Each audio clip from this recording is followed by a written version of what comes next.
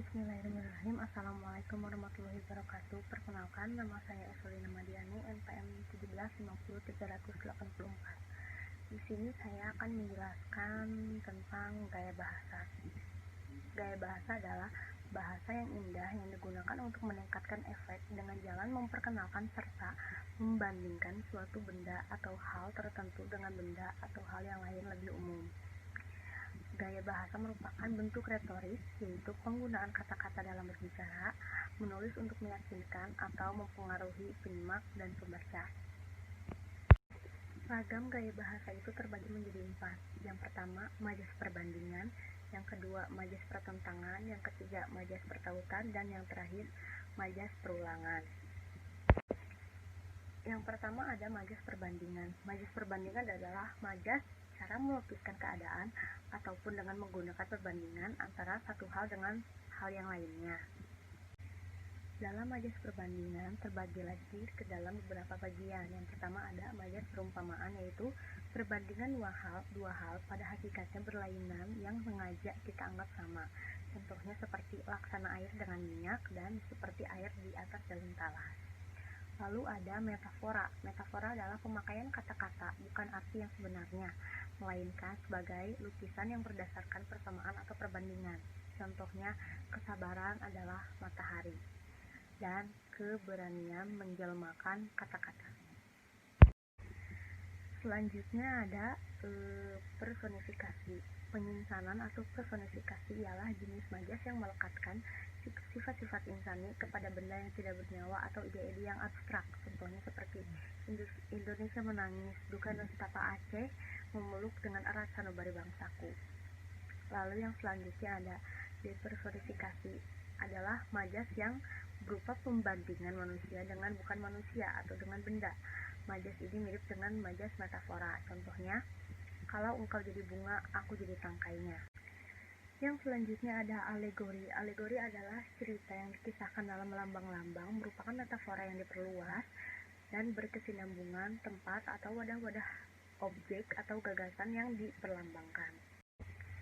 Selanjutnya ada anitesis. Anitesis adalah gaya bahasa yang mengadakan komparasi atau perbandingan antara dua antonim, yaitu kata-kata yang mengandung ciri semantik yang bertentangan.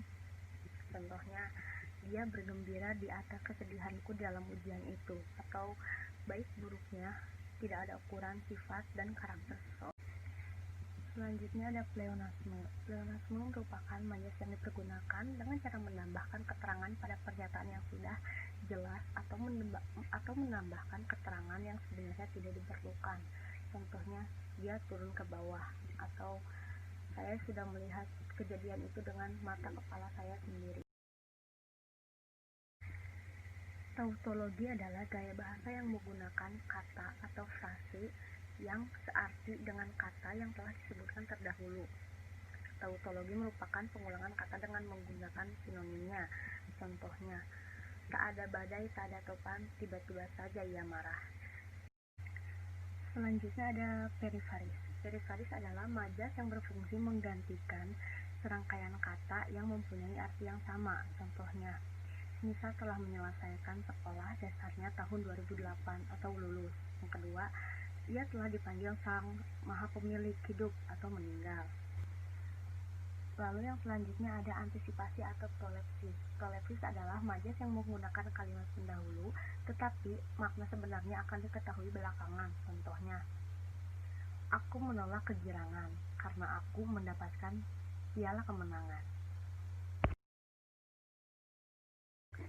Koreksi atau epanortosis adalah gaya bahasa yang dalam pernyataannya mula-mula ingin menegaskan sesuatu. Contohnya, dia adikku, bukan, dia kakakku. Selanjutnya ada majas pertentangan. Majas pertentangan adalah kata-kata kias yang menyatakan pertentangan yang dimaksud oleh penulis atau pembicara dalam memberikan pengaruh atau kesan kepada pembaca dan pendengar. Yang pertama ada hiperbola. Hiperbola merupakan cara yang berlebih-lebihan mencapai efek. Suatu gaya bahasa yang di dalamnya berisi kebenaran yang direntangkan atau diperpanjangkan. Contohnya seperti harga sudah meroket, atau ketika mendengar berita itu, aku kaget setengah mati. Materi selanjutnya akan saya sampaikan. Selanjutnya ada litotes. Litotes ialah majas yang berupa pernyataan yang bersifat mengecilkan kenyataan yang sebenarnya. Litotes merupakan ungkapan berupa penurunan kualitas suatu fakta dengan tujuan diri. Apabila kita menggunakan kata yang berlawanan, artinya dengan yang dimaksud dengan merendahkan diri terhadap orang yang berbicara. Contohnya, sekali-kali datanglah ke gubuk reotku. Gubuk reot di sini merupakan ungkapan dengan tujuan merendahkan diri. Contoh lainnya yaitu, beginilah jamuan makanan di rumah kami seadanya saja. Selanjutnya ada ironi. Ironi ialah gaya bahasa yang berupa pernyataan yang isinya bertentangan dengan kenyataan yang sebenarnya. Ironi merupakan sindiran dengan menyembunyikan fakta yang sebenarnya dan mengatakan kebalikan dari fakta tersebut. Contoh kalimatnya seperti, badanmu harum sekali hingga aku tak tahan di dekatmu, atau film itu sangat bagus hingga membuat penonton mengantuk. Selanjutnya ada oksimoron, ialah gaya bahasa yang berupa pernyataan yang di dalamnya mengandung pertentangan dengan menggunakan kata-kata yang berlawanan dalam frase atau dalam kalimat yang sama. Karakteristik yang membedakan dengan paradoks ialah pada oksimoron, pertentangan diucapkan dalam satu frase yang sama. Contoh kalimatnya seperti, olahraga mendaki gunung memang amat menarik walaupun sangat membahayakan. Contoh lainnya seperti, cinta dan benci bergejolak di dalam hati. Atau contoh lainnya, senang dan susah, kita harus selalu bersama. Selanjutnya ada paronomasia, ialah gaya bahasa yang berupa pernyataan yang berisi penjajaran kata-kata yang sama bunyinya tetapi berlainan maknanya. Contoh kalimatnya seperti, dokter mengatakan kondisi tubuhnya bisa buruk jika bisa ular kobra itu sudah menyebar ke seluruh tubuh. Bisa yang pertama itu berarti dapat, bisa yang kedua itu berarti racun. Contoh lainnya seperti, ayah tertawa melihat gigiku sudah tanggal 2 pada tanggal 3 kemarin. Kata tanggal pertama berarti lepas, kata tanggal kedua menunjukkan waktu. Selanjutnya ada paralipsis. Paralipsis adalah gaya bahasa yang merupakan suatu formula yang digunakan sebagai sarana untuk menerangkan bahwa seseorang tidak mengatakan apa yang tersirat dalam kalimat itu sendiri. Contoh kalimatnya seperti, semoga Tuhan yang Maha Kuasa menolak doa kita ini. Dalam kurung, maaf, bukan. Maksud saya mengabulkannya. Contoh lainnya seperti, biarlah masyarakat mendengar wasiat tersebut. Yang dalam kurung, maafkan saya bermaksud bukan membacanya. Selanjutnya ada zeugma, adalah gaya bahasa yang menggunakan dua konstruksi rapatan dengan cara menghubungkan sebuah kata dengan dua atau lebih kata lain. Zeugma merupakan silepsi dengan menggunakan kata yang tidak logis dan tidak gramatis untuk konstruksi sintaksis kedua, sehingga menjadi kalimat yang rancu. Zeugma adalah majas yang merupakan koordinasi atau gabungan gramatis dua kata yang mengandung ciri-ciri semantik yang bertentangan, seperti abstrak dan konkret. Contoh kalimatnya seperti, kami mendengar berita itu dari radio dan membacanya di surat kabar. Contoh kalimat lainnya, perlu saya ingatkan, paman saya itu peramah dan juga pemarah. Selanjutnya ada silepsis. Dalam silepsis, kata yang dipergunakannya itu secara gramatikal benar, tetapi kata yang diterapkannya pada kata lain yang sebenarnya mempunyai makna lain. Silepsis merupakan penggunaan suatu kata yang mempunyai lebih dari satu makna dan yang berfungsi dalam lebih dari satu konstruksi sintaksis. Contohnya, fungsi dan sikap bahasa. Seharusnya fungsi bahasa dan sikap bahasa. Fungsi bahasa maknanya dari bahasa. Sikap bahasa maknanya sikap terhadap bahasa. Contoh lainnya seperti pikiran dan akal sehatnya sudah buntu, Atau contoh lainnya seperti dia berpidato dengan menaikkan suara dan harapannya.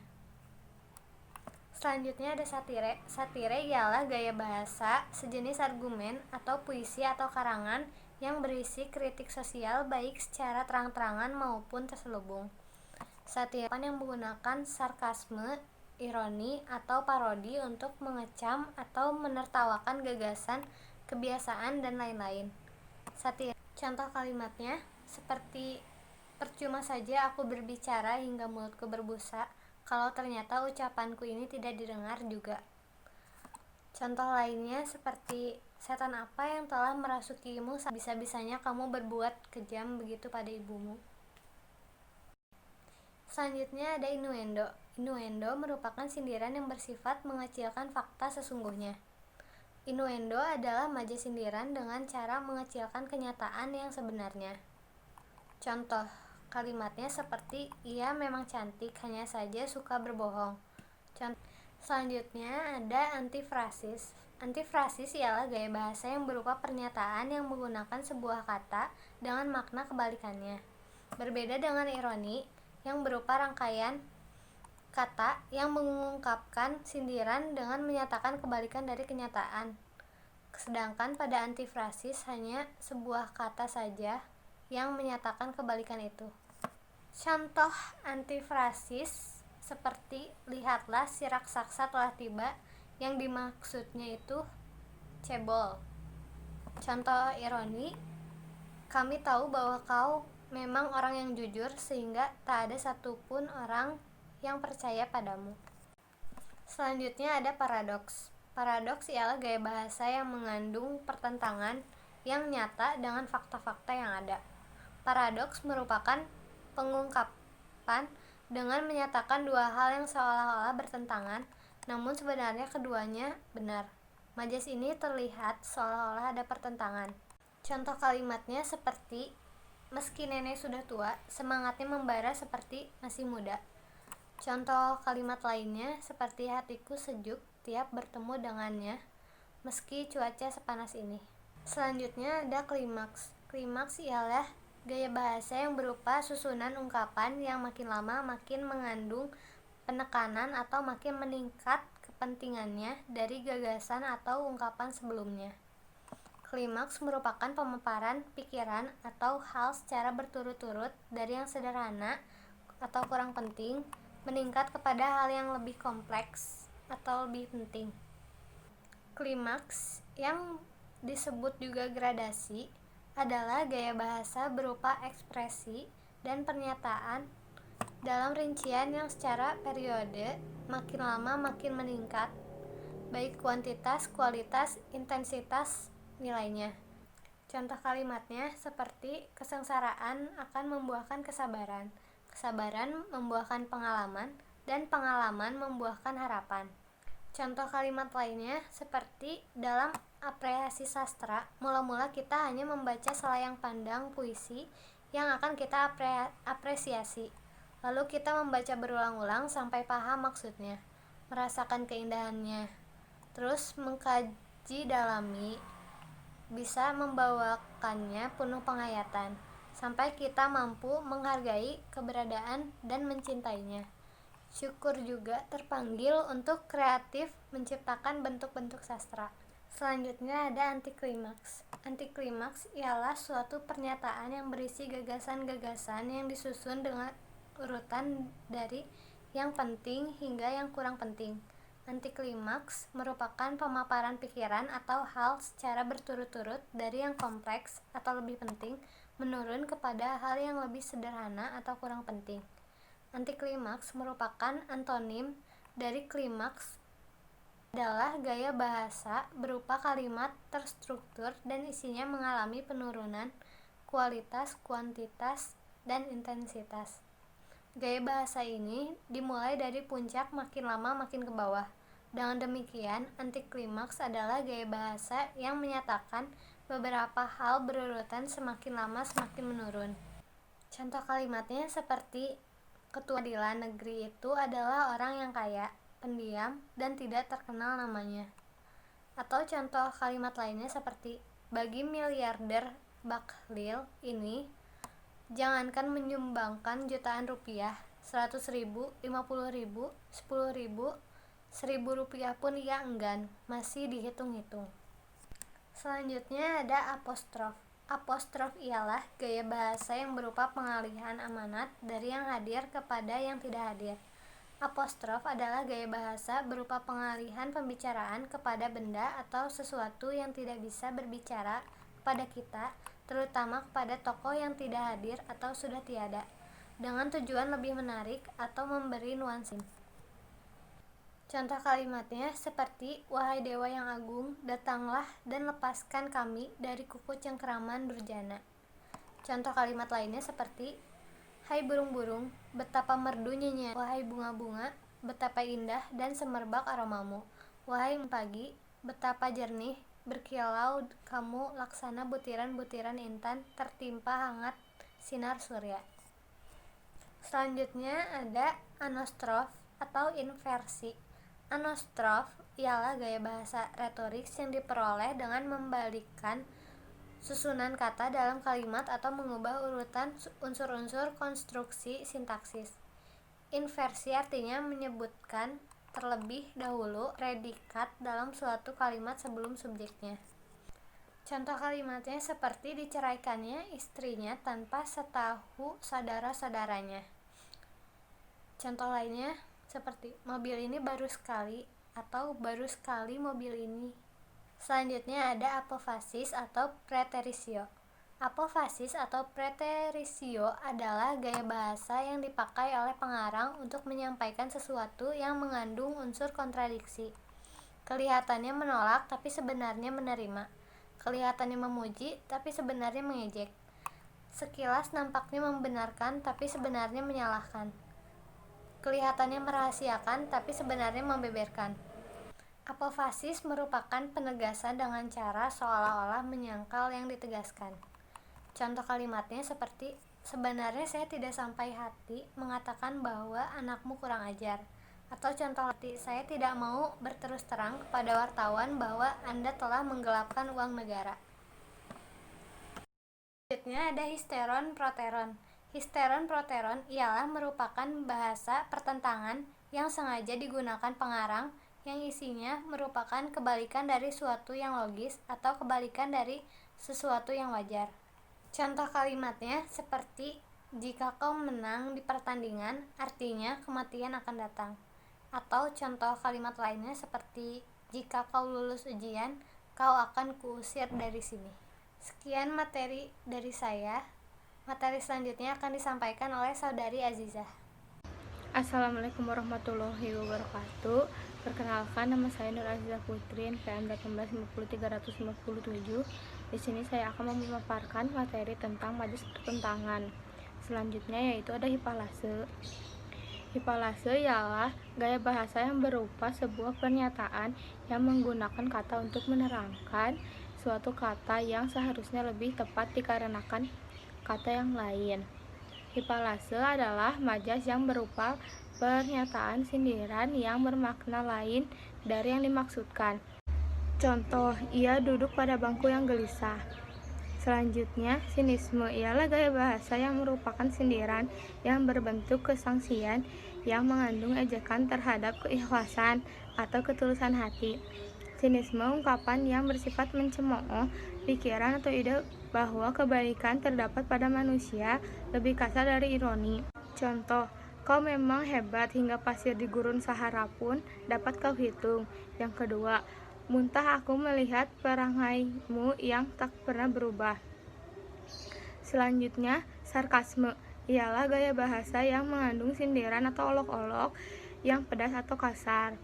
Sarkasme sindiran langsung dan kasar. Gaya bahasa sindiran yang terkasar di mana memaki orang dengan kata-kata kasar dan tak sopan. Contoh, soal semudah ini saja tidak bisa dikerjakan, goblok kau. Selanjutnya, materi ketiga yaitu majas pertautan. Majas pertautan adalah kata-kata kias yang bertautan dengan gagasan ingatan. Majas pertautan yang cara menjelaskan suatu keadaan dengan mengaitkan hal yang dimaksudkan dengan lainnya. yang memiliki sifat yang berkarakteristik sama atau mirip. Yang pertama ada metonimia, adalah majas yang memakai nama, ciri, atau nama hal yang ditautkan dengan orang, barang, atau hal sebagai penggantinya. Kita dapat menyebut penciptanya atau pembuatnya. Jika yang kita maksudkan ciptaan atau buatannya, ataupun itu dapat menyebutnya bahannya jika yang kita maksudkan barangnya. Contoh, ayah baru saja membeli Suzuki dengan harga 5 juta rupiah. Selanjutnya ada sinekdok, ialah gaya bahasa yang menyebutkan nama sebagai nama pengganti barang sendiri. Contoh, 5 ekor kambing telah dipotong pada acara itu. Selanjutnya ada alusi, adalah gaya bahasa yang menunjuk secara tidak langsung ke suatu peristiwa atau tokoh yang telah umum dikenal atau diketahui orang. Alusi adalah majas yang menggunakan peribahasa atau ungkapan. Alusi adalah majas yang secara tidak langsung menunjuk pada tokoh, tempat, atau peristiwa. Contoh, apakah peristiwa Madiun akan terjadi lagi di sini? Selanjutnya, yaitu ada eufemisme, ialah ungkapan yang lebih halus sebagai pengganti ungkapan yang dirasa lebih kasar, yang dianggap merugikan atau yang tidak menyenangkan. Contoh, karena melakukan sesuatu perbuatan yang kurang pas, Pak Bandot akhirnya dikenai pensiun dini, terlibat skandal, korupsi, dipecat, di PHK. Selanjutnya, eponim, ialah gaya bahasa yang menyebut nama seseorang yang begitu sering dihubungkan dengan sifat tertentu, sehingga nama itu dipakai untuk menyatakan sifat itu. Contohnya, dengan latihan yang sungguh-sungguh, saya yakin Anda akan menjadi Mike Tyson. Selanjutnya, epitet, ialah gaya bahasa yang berupa keterangan yang menyatakan sesuatu sifat atau ciri yang khas dari seseorang atau sesuatu hal. Contoh, Dewi Mala menyebut kedatangan sepasang remaja yang sedang dimabuk asmara. Selanjutnya, antonomasia, ialah gaya bahasa yang berupa pernyataan yang menggunakan gelar resmi atau jabatan sebagai pengganti nama diri. Contoh, kepala sekolah mengundang para orang tua murid. Selanjutnya ada eritosis. Majas eritosis merupakan majas yang mengungkapkan suatu dalam bentuk pertanyaan yang tidak menuntut atau memerlukan suatu jawaban. Contoh, tegakah membiarkan anak-anak dalam kesengsaraan? Yang kedua, apakah kau akan terus membiarkan cintamu menjauh? Selanjutnya, yaitu ada paralelisme. Paralelisme ialah gaya bahasa yang berusaha menyejajarkan pemakaian kata-kata atau frase yang menduduki fungsi yang sama dan memiliki bentuk gramatikal yang sama. Contoh, kau berkertas putih, yang kedua kau bertinta hitam. Selanjutnya, yaitu ada elipsis, adalah gaya bahasa berupa penyusunan kalimat yang mengandung kata-kata yang sengaja dihilangkan dengan sebenarnya bisa diisi oleh pembaca atau penyimak. Contohnya, pembangunan mencakup dua hal, yakni pembangunan material dan titik-titik, pembangunan lahiriah dan titik-titik, pembangunan individual dan titik-titik. Sekian penjelasan dari saya, mohon maaf apabila ada kesalahan. Wassalamualaikum warahmatullahi wabarakatuh. Perkenalkan, nama saya Nada Wirasanenggala, NPM 1850361 dari Prodi Pendidikan Bahasa Indonesia. Di sini saya akan melanjutkan materi dari Saudari Nur Azizah Putri. Yaitu majas yang memiliki rangkaian atau urutan sedikitnya 3 kata, atau istilah yang secara sintaksis kata atau istilah tersebut memiliki satu ciri semantik atau lebih. Contohnya, kita tengah berjuang melawan musuh dengan satu tekad. Tekad terus maju dalam kehidupan yang baik secara rohani atau jasmani yang diridhoi oleh Gusti Allah yang memiliki hidup dan mati kita semua. Selanjutnya ada asindenton. Asindenton ialah gaya bahasa yang berupa sebuah kalimat atau suatu konstruksi yang mengandung kata-kata yang sejajar, tetapi tidak dihubungkan dengan kata-kata penghubung. Contoh, meja, kursi, lemari ditangkupkan dalam kamar itu. Ayah, ibu, anak merupakan inti dari sebuah keluarga. Selanjutnya, polisindenton. Polisindenton ialah gaya bahasa yang berupa sebuah kalimat atau sebuah konstruksi yang mengandung kata-kata yang sejajar dan dihubungkan dengan kata-kata penghubung. Contohnya, pembangunan memerlukan sarana dan prasarana, juga dana serta kemampuan pelaksana. Selanjutnya, majas perulangan. Majas perulangan atau penegasan adalah kata-kata kias yang menyatakan penegasan untuk meningkatkan kesan dan pengaruh kepada pendengar dan pembaca. Majas perulangan yaitu majas yang cara-cara melukiskan suatu keadaan dengan cara mengulang-ulang kata, frase, suatu maksud. Dalam majas perulangan terdapat jenis-jenis. Yang pertama adalah aliterasi. Aliterasi merupakan majas perulangan yang memanfaatkan purwakanti atau kata-kata, suku kata awalnya memiliki persamaan bunyi. Contohnya, mengalir, mengambus, mendesak, mengepung, memenuhi sukma, menawan tubuh. Selanjutnya, asonansi. Asonansi ialah sejenis gaya bahasa perulangan yang berupa perulangan vokal pada suatu kata atau beberapa kata, biasanya dipergunakan dalam puisi untuk mendapatkan efek penekanan. Contoh, segala ada menekan dada, mati api di dalam hati. Selanjutnya, antanaklasis, yaitu menggunakan perulangan kata yang sama tetapi dengan makna yang berlainan. Antanaklasis merupakan bentuk majas perulangan yang memiliki pengulangan kata yang sama tetapi berbeda maksudnya.